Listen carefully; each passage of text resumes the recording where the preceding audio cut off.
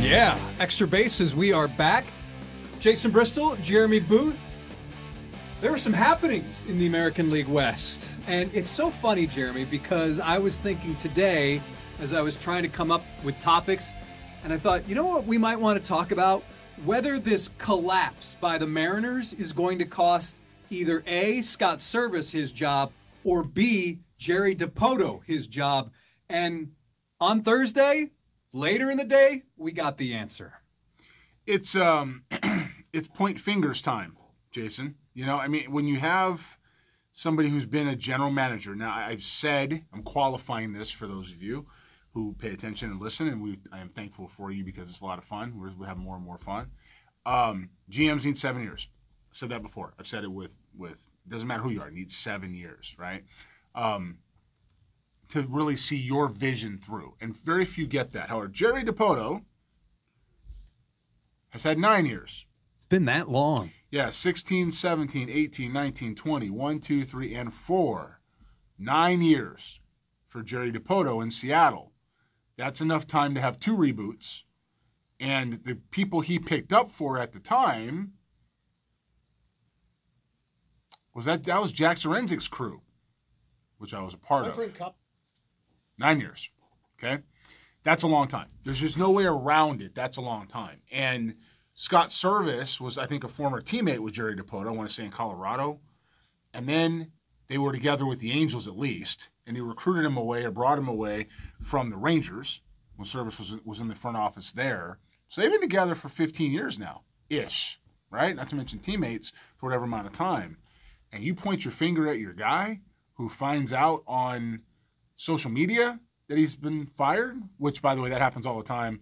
And I'm not, Seattle is the problem in Seattle is not Scott Servais, which I'm happy to finally talk about this 9 years later. I'm going to talk about it, okay? But, yeah, I mean, it's time to go. It's just time to go. The problem is it isn't Jerry Dipoto's issue either. Okay, it's not Scott Servais, and it's not Jerry Dipoto. I mean, it's partially both of them, but it's not just them. So, all right.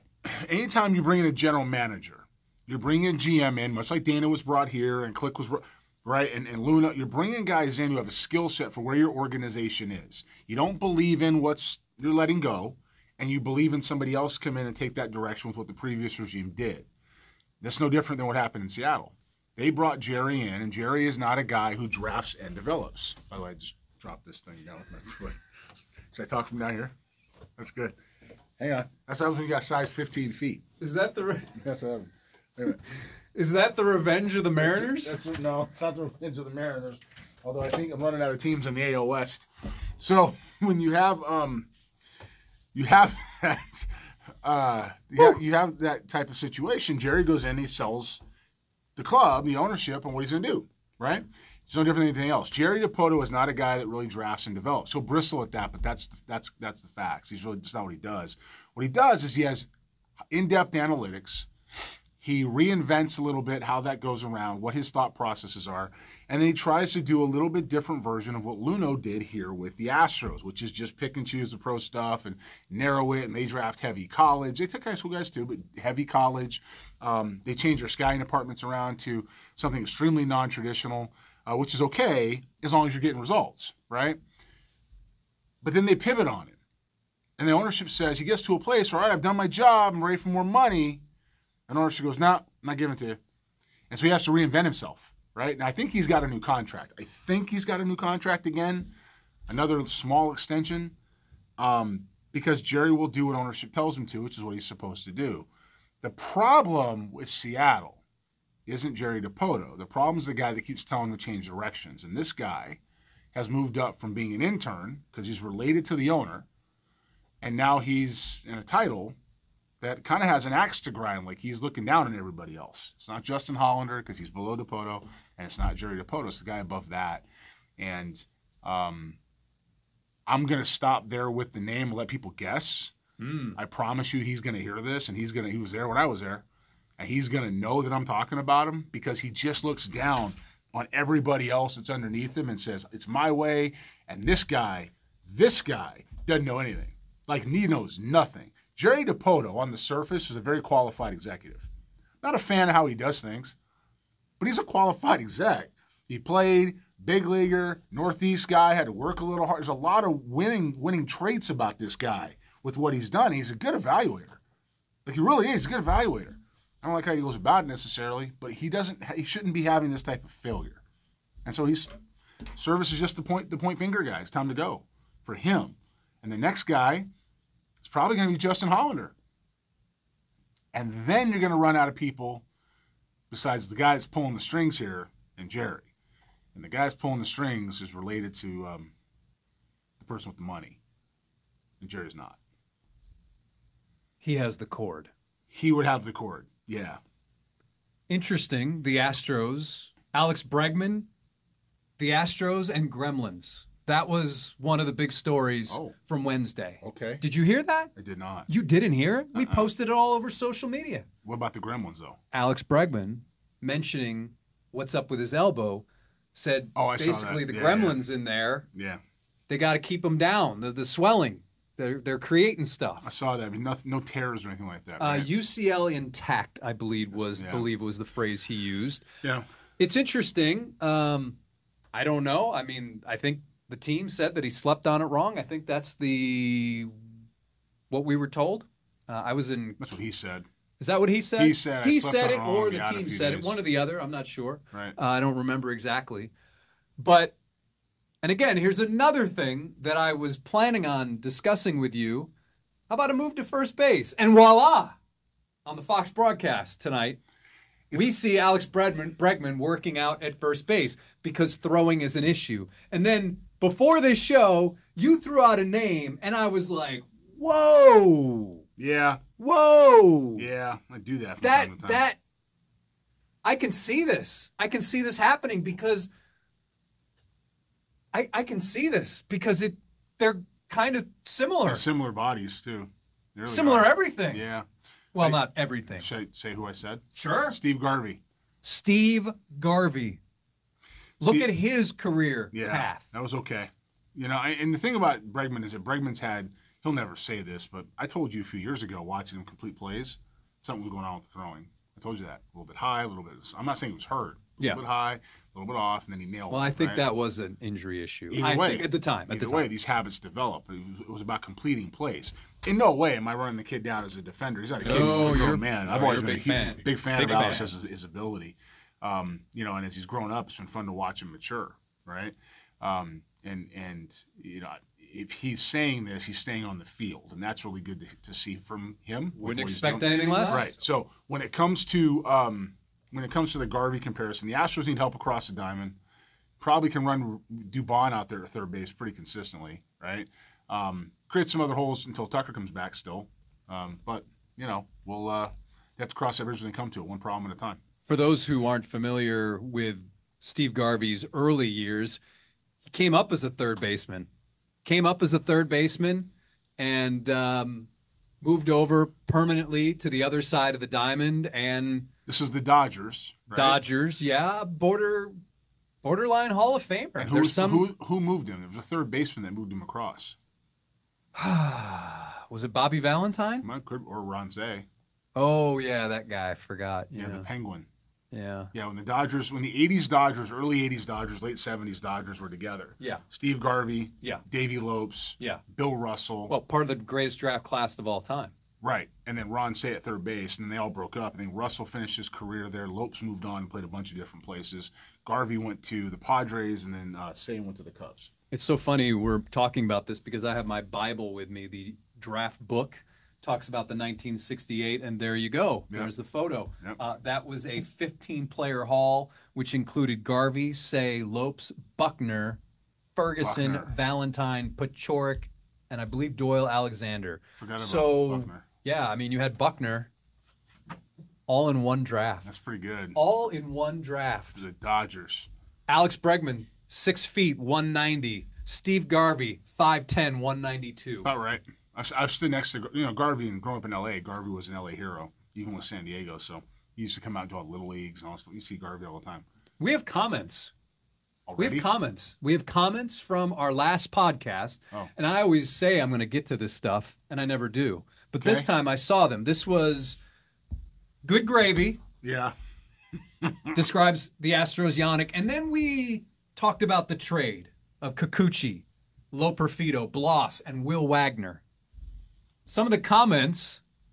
You can't call the, this is Morgan Mason 3086. You can't call the Kikuchi trade an absolute win yet after just 3 starts. I agree he's looked awesome, but if he can become a middle to back end of the rotation starter and you re-sign him to a reasonable salary for at least 2 years, then it's a definite win no matter what the trade pieces do. I agree. Would you agree? No. If he becomes a middle to the back end of the rotation starter and you re-sign him to a reasonable salary for at least 2 years, then it's a definite win no matter what the trade pieces do. No. Oh, you're right. Okay. As it stands, we do not know what Loperfido, Wagner, or Bloss are yet. Can't come on here screaming, "I told you so," when no one ever heard you say it to begin with, by the way. I love these people. Wait a minute. These are my people. That was my whole point that I showed the... We did. We had the receipts. Jason, they don't like the receipts. They don't like proof. They like to yell. They like to hear themselves yell. Here's a cloud. Let me yell at it. Have you seen the scoreboard in this room? It's us a lot, you not that many. Okay, and by a lot I mean 100 to 0, or maybe it's 201. Maybe it's 201. Bottom line, we've been saying you trade prospects to win championships. I don't care what Kikuchi does. I don't, as long as he's good. As long as he helps them get a World Series. I don't care if he's back. I'd like him back. Sure, I get the point. But if he helps you win a World Series now, what are you playing for next year for? This team that's on the field right now is not one that's going to stay out there forever, no matter what you may think. They're not going to be there for 37 more years, man. They're not going to see the next Astros generation out there. They're a good team. They have holes in it they didn't have 5 years ago. They're talented, and Kikuchi fills some stuff. And by the way, the pitching is just continuing to get better. It's continuing to get better. Everybody was screaming. You know, matter of fact, the one game they didn't play well recently was when you put Alvarez in the 2 spot again. I could have sworn we got the receipts from that, right? I didn't understand that. I mean, I know gaslighting ourselves now. Like, who's making these decisions? Like, here's one: Alvarez in the 2-hole, lose a lot of games. Alvarez not in the 2-hole, win a lot of games. I know. Let's go back to lose a lot of games formula. What are we doing? What are we doing? You figured it out. I know we told you for 3 months, and it took you forever to get there, but you got there. What are you doing now? So back to Kikuchi. I get the concept. Can I give you more? I want to finish the first one. That'll be done. I get the first one. I get the concept. If you win a World Series, it's good enough. Number 2, go ahead. So these guys are trying to say the Astros didn't overpay in comparison to what Flaherty, Eflin, Blackburn, Fetty, and other SPs went for. Kikuchi could be great, and that statement could still be true, you know. Now, JT F1P commented a lot on these. It's great. He said, these guys in the video are absolutely right. Fans like you need to let go of this hubris that the Astros are your team. Even if you live in Houston and support the Astros, it is not your team. The Astros are a baseball organization with their own goals, values, and approaches that have nothing to do with you and don't care what you think. Like the guy in this video says, baseball people are making baseball decisions, not know-it-all fans making baseball decisions. Quit sitting around thinking you're smarter than actual baseball people. This guy sounds like my people. What up, big dog? All right, I see you.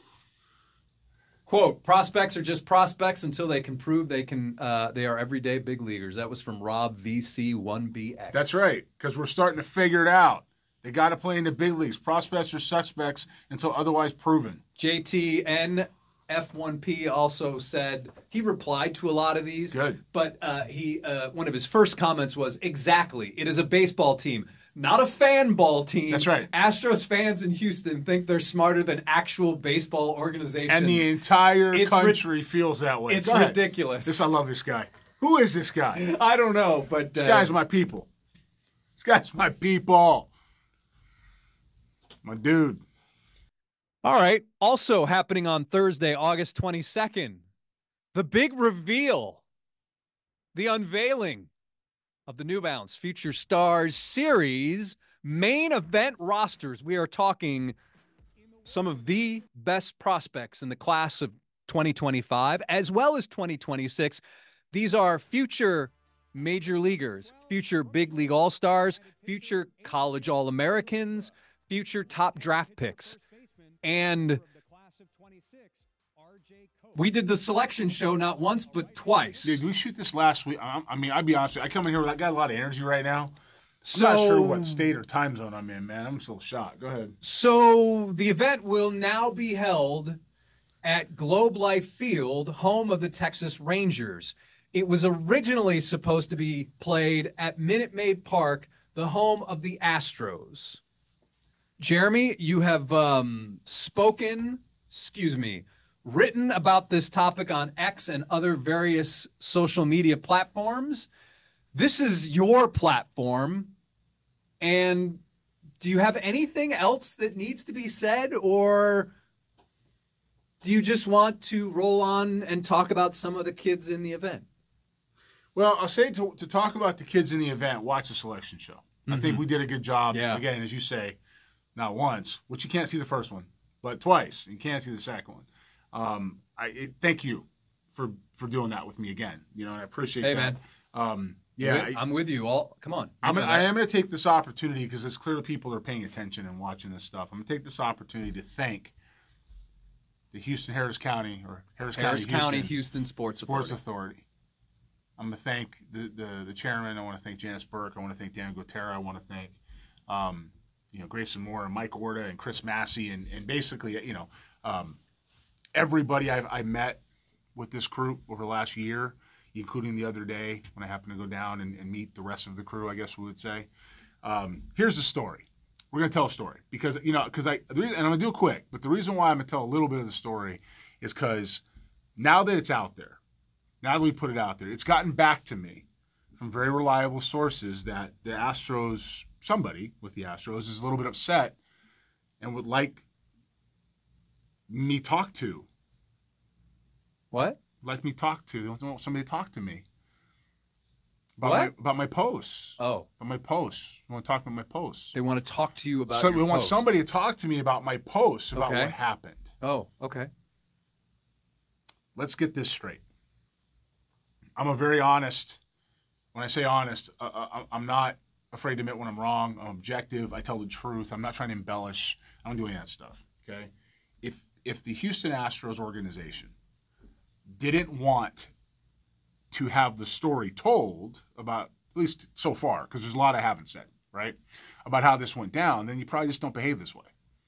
It's that simple. Now, there's things that are at issue that have nothing to do with me and nothing to do with our organization, and that's not for me to discuss, and I'm not going to discuss that. What I will say is this. I have Fenway Park and Citi Field in this event. We pulled off the first game with fans in the pandemic.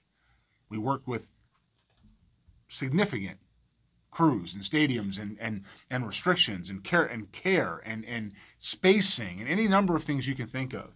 And the Houston Astros were told a year ago, ish, let's say January, okay, that they were told that the city of Houston, the Harris County Houston Sports Authority, wanted to have this event here. They wanted to bring it out of Boston, and they wanted to put it in Fenway, in Minute Maid Park. Take out of Fenway, put it in Minute Maid. Not just this year either. Yeah, no, for the long term.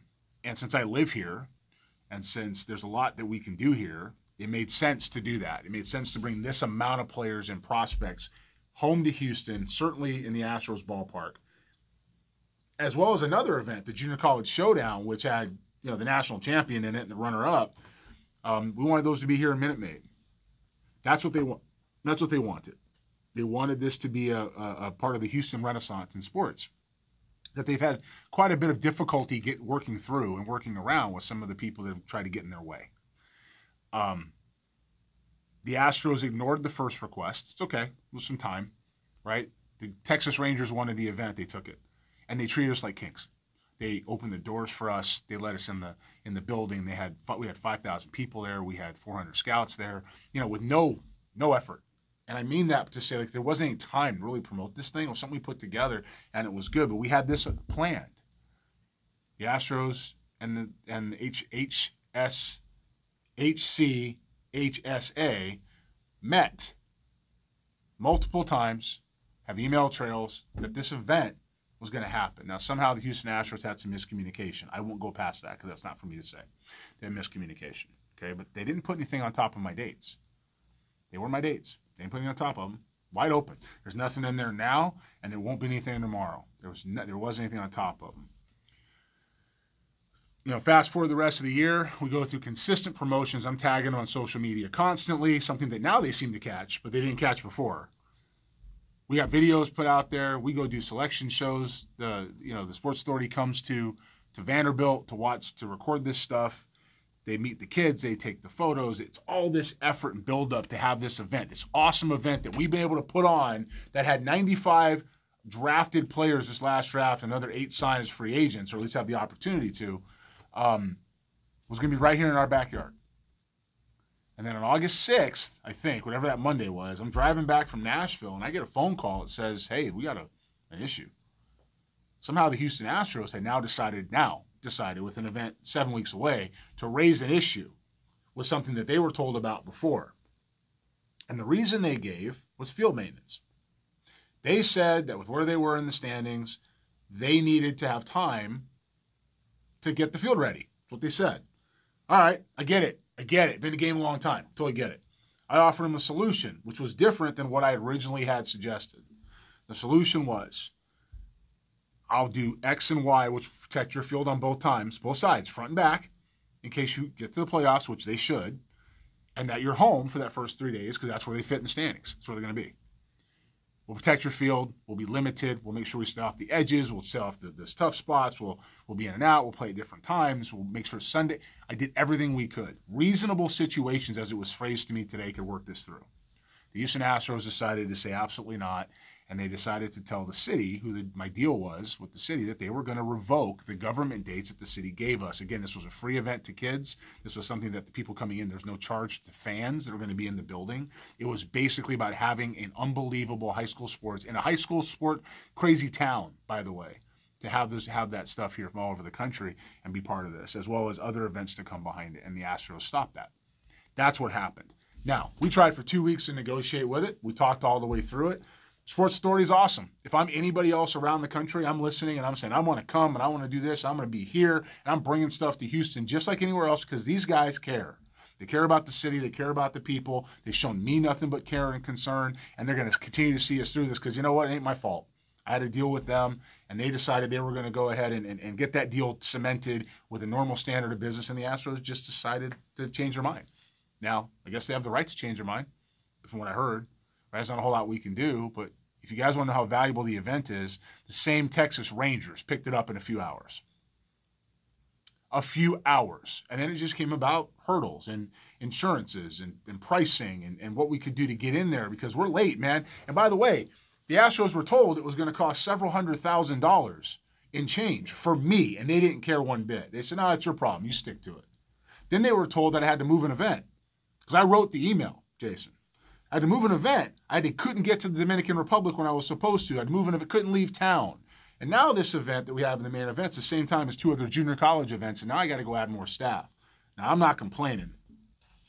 I'm just telling the truth. Because, you know why I don't complain? Because you ain't going to beat me. That's why. You're not going to beat me. Get in line. Okay, I've had to deal with Sony. I've had to deal with hurricanes. This isn't a sob story. I've had to deal with pure hatred for saying the Astros had bad draft classes and couldn't scout, and I've been right. But now you tried to mess with me. Intentionally or unintentionally tried to mess with me. And then today, the audacity, I sent Sugarland, who I had one day, around this Minute Maid event. I signed a contract with him because that's what we're going to do. You know who owns the Sugarland Space Cowboys? The Houston Astros. I sent them an email saying, hey, look, man, I can't have the event here now. It has to move. It's out of cities. You guys canceled. I'm sorry. They tried to send me a bill. They said, yeah, well, you're within, 90 days, so we're going to charge you $8,800 or whatever it was, $8,600. I'm like, excuse me? No, you're not. You guys canceled the event. This was built around Minute Maid, and you guys decided to cancel it. So let's recap. The event's going to happen. Find out August 6th, it's not. Try and negotiate with them for reasonable ways to protect their interests as well, because we're a year down the line. Rejected flatly rejected, ignored in some places, rejected. All these kids are going to be stuck. Don't care. Your problem. Figure it out. Basically, that's what we're told. And then, this is going to cost this business this much loss. We don't do this like others where we're trying to get as much as we can from families. This is very much A to B. It's going to cost this. It's going to cost that. It's going to cost this. We're going to make this thing happen. Got to make it happen. Don't care. Your problem. Oh, by the way, go play all 3 days at Sugar Land for taking out of Fenway Park, one of the cathedrals and most iconic stadiums in the game. Take it out of Fenway and go play at Sugar Land. Oh, and we're going to charge you $40,000 too to do it. Make that make sense. And when all that's rejected, I'm asked to be talked to about how the Astros pulled the plug. Now, this isn't a baseball thing, what I'm talking about as far as the club itself. This isn't a Dana Brown and their processes. They're good right now. They got good processes internally, and they got good players. I'm going to leave the names out of the people that made these decisions because that doesn't matter. The decisions were made. And anything reasonable with any kind of care and concern or even respect for the process of people around you, we don't get here. So I'm thankful for the Texas Rangers for stepping in. I'm thankful that all these players get to go play in Globe Life. I'm sad for the city of Houston in many ways because it would have been a blast, man. We had a hotel contract signed. We had all kinds of stuff coming to downtown. Gone. So many kids that we wanted to see be around these people in this area. Gone. Because of field maintenance, which, by the way, while you have concerts on the field and play the next day, good luck. Good luck telling me that's your concern. Was the playoffs, Jeremy. It's the playoffs. I understand. Different animal. I understand. But they had 2 days by my last solution where no one was on the field. They'll play the next morning after a concert. So I don't want to hear that you're upset that we move this and you don't look good. The simple solution is not to do it. Now, Sports Authority is making sure that we are taken care of because my deal was with them, and they're obviously very surprised. And I'm not saying I had to deal with the Astros. I didn't. I had to deal with Sports Authority. But then you try to send me a bill for canceling it. So let's recap. You want me to ruin my event, take it backwards. You sabotage the event, first of all. Okay? Intentionally or unintentionally, that's what happened. You take it backwards, tell me I got to go play in a AAA park. Nothing against AAA parks. This is not that type of event. You then try to charge me money I wasn't supposed to spend. You then have a fight with the city over it who tells you for 2 weeks, hey, what are you doing? We've been doing this. How do we work this out? How do we get around it? You argue with them. You then turn around and get mad at me because I move it to your rival. And then you want me to thank you for that and pay you money? I don't know if they're mad because you moved it to their rival. Whatever. It's the optics are just don't say anything. The optics are not good. And even if you're not mad about it, what are you mad about at all? You got your way. It's not at Minute Maid Park. It's somewhere else. You should be fine with that. That should be all you cared about. It's not at Minute Maid Park. You shouldn't care about the fallout of how you look. You shouldn't. You know why? Because you could have avoided that by just being reasonable, and you weren't. So we're going to move on, and we're going to go our direction. And the city, the HCHSA, I don't know why I have such a hard time with that. The HCHSA, who is full with exceptional people, will continue to bring positive events to this city, provided they have partners that work with them, because this city deserves it. It's one of the best places I've ever been. I'm honored to live here, and I'm thankful that they believed in us and wanted to bring it here. And I'm thankful for their support and for making sure that we don't lose anything by having to relocate it with no notice. I apologize, Jason, if that was too much, but you know what? It's a little bit soft to get mad at me when you guys do what you did, and I'm the one supposed to take the hit for that. Sorry. Those are the thoughts and opinions of Jeremy Booth, the CEO and president, founder of New Balance Future Stars series. They're the thoughts and facts of what happened, but they don't reflect KHOU and they don't reflect Jason Bristol. They're mine. Okay? That's what happened. I'm not speaking for anybody else but me. But I'm also not embellishing. And I've got email proof to show that. And if we really want to go there, we can. Let's just leave it alone at this point. Let's move on. And hopefully you guys can mend whatever relationships you have that caused you to do this in the first place. Because it's a bad look, man. It is an awful look to take all these players who you guys are going to want. And by the way, some of the prospects you guys have in your system have come from my organization and the people that we've had that you've taken first overall for your draft. And now you just told them, why would I come there? How are they going to treat us? I'm done. All right. Well, next time we'll talk about some of the prospects, I think, maybe. The selection show is streaming on the New Balance Future Stars Series YouTube page. So it is there. You can see it. 60 players, players of all sizes from all over this country and Canada and territories.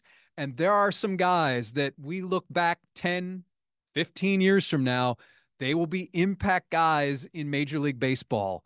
And that's what's so cool about it, including players who have Major League dads, which is always fun to see. Makes us seem old, but that's fun to see as well.